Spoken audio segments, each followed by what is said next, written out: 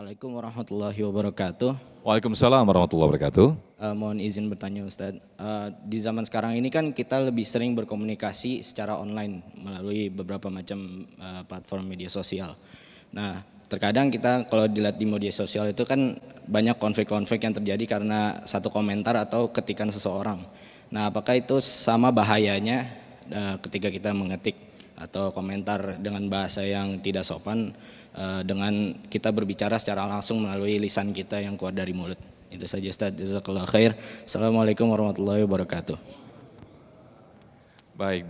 Silakan Ustaz Taufikur Rahman. Iya, baik pemirsa Dhamma Indonesiaku dimanapun Anda berada, boleh keluarin kata-kata cakepnya boleh ya. Minum jamu bersama tetamu. Jaga. Jarimu adalah harimaumu. Ya, kalau dulu kan mulutmu. Sekarang jarimu. Nah, baik, untuk Ananda yang bertanya, bisa dilihat di dalam Quran surat Al-An'am ayat 160. Ya, di mana Allah memberikan peluang nih, baik untuk hal yang kebaikan maupun sebaliknya.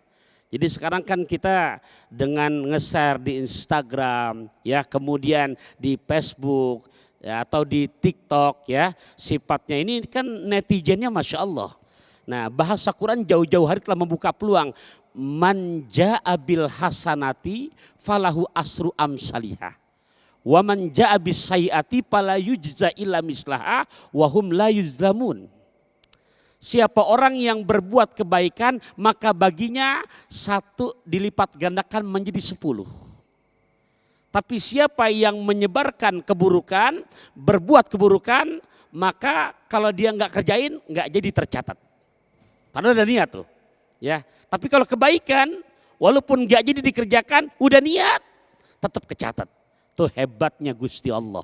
Betul-betul untuk hal kebaikan membuka peluang seluas-luasnya. Nah, kemudian diperkuat lewat sebuah hadis.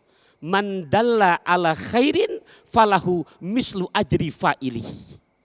Siapa orang yang menunjukkan kebaikan, maka kita sebarkan lagi kebaikan itu. Dapat nih yang namanya tausiah baik dari Dhamma Indonesiaku. Kita share lagi broadcast. Ternyata menyimak, mendengar banyak para audiens yang terketuk hatinya. Mengerjakan lagi.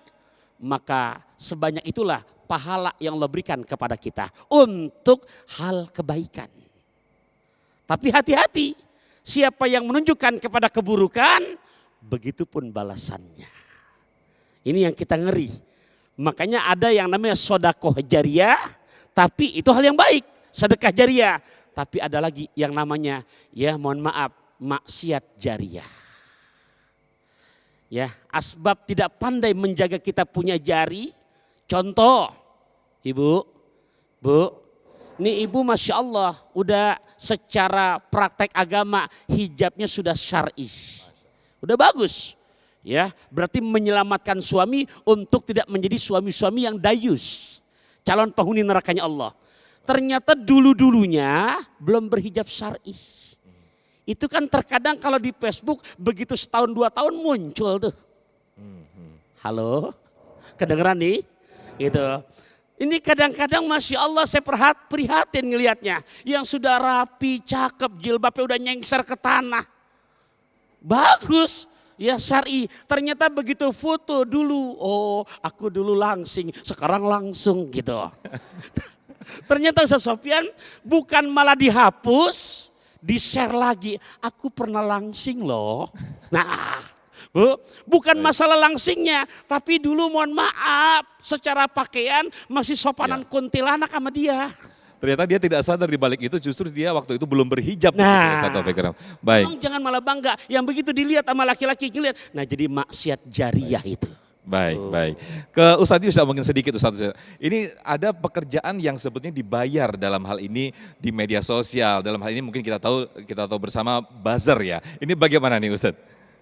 Iya, buzzer ini kan bayaran. Kalau yang dia sebarkan itu sebuah hoax fitnah, itu dosa besar. Al fitnatu asyaddu minal qatl. Itu sumber kehancuran.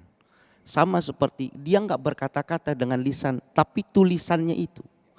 Dalam hadis diceritakan siksaan lisan itu lebih besar daripada anggota lainnya. Karena memang lisan ini pimpinan nih. Sehingga setiap pagi bagian anggota tubuh kita itu pesan sama lisan, hati-hati nih. Kalau kamu berkata buruk kita jadi buruk. Kalau kamu baik kita jadi baik semua. Sehingga lisan protes, kenapa saya disiksa lebih parah daripada anggota yang lain? Karena dengan perkataanmu bisa menghilangkan nyawa seseorang. Kalau sama saja dengan tulisan dia mengeser sesuatu yang fitnah, bahkan sampai terjadi sebuah pembunuhan, dosa besar atas orang tersebut. Maka yang aman sama, kalau lisan mau aman jangan banyak ngomong, kalau supaya aman jangan banyak nulis. Kalau kita mau ngadu cuma sama Allah saja. Itu doang yang paling aman. Dari sujud minta sama Allah, mudah-mudahan Allah selamatkan kita. Sekarang eranya sudah na'udzubillah min zalik. Ibu kalau mau mencontoh supaya kita bisa selamat, ibu boleh contoh seorang ulama namanya Robbi Khaisam. Akhlaknya luar biasa indah. Apa yang beliau lakukan? Idza asbaha wa du'a qalaman wa qirtasan. Kalau datang waktu pagi, hal pertama kali ini yang beliau lakukan bukan ngopi, bukan ngerokok, ngambil kertas sama ballpoint taruh di dalam kantong. Wala yatakallamu bikalimatin illa katabaha wa hafadhaha. Tidak ada perkataan pada satu saat pun kecuali semuanya dicatat dalam kertas itu. Tsumma yuhasibu nafsahu indal masa. Ketika sore hari sudah tidak bermasyarakat, pengen khusus ibadah sama Allah, dibaca lagi tulisan itu satu persatu. Dia baca, ada enggak perkataan yang menyakiti hati daripada saudaranya. Kalau ternyata tidak ada perkataan yang menyakiti daripada saudaranya, langsung dia sujud syukur minta kepada Allah karena diselamatkan daripada lisan itu. Tapi kalau ternyata ada perkataan yang menyakiti daripada saudaranya, malamnya bertobat dan pada esok harinya minta maaf.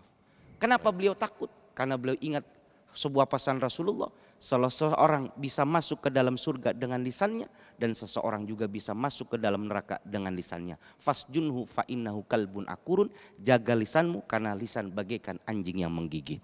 Amin, amin, amin. Masya Allah luar biasa sekali tausiah yang diberikan oleh guru-guru kita. Ustadz Yusya Hakam, terima kasih. Jazakumullah atas tausiahnya. Ustadz Taufik Rahman, jazakumullah atas tausiahnya. Mudah-mudahan kita diberikan keistiqomahan untuk selalu menjaga lisan kita agar terhindar dari malapetaka. Tetaplah bersama kami di Damai Indonesiaku. Usai jeda kami akan kembali.